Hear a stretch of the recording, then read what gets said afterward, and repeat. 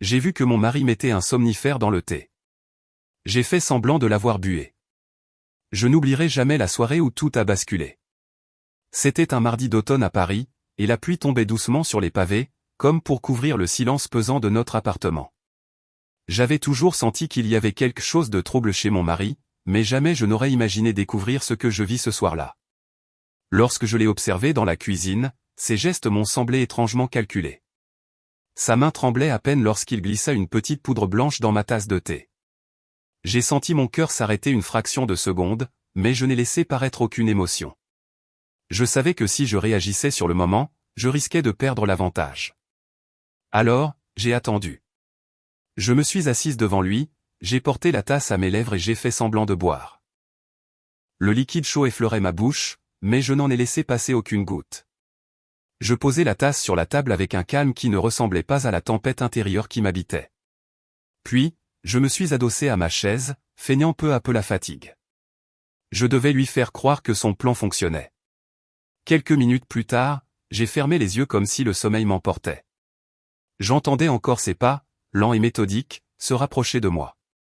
Ma respiration restait régulière, mes muscles détendus, mais mon esprit brûlait d'adrénaline. Je savais qu'il me croyait plongé dans un profond sommeil, et c'est à ce moment-là que son vrai visage s'est révélé. Il s'est agenouillé près de moi, et j'ai senti qu'il fouillait discrètement dans mon sac posé au sol.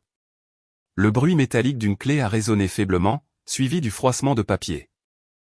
Il cherchait quelque chose, peut-être des documents, peut-être un secret qu'il croyait caché. J'ai senti alors une certitude glaciale m'envahir, il ne s'agissait pas seulement d'un geste irréfléchi, mais d'un plan soigneusement préparé.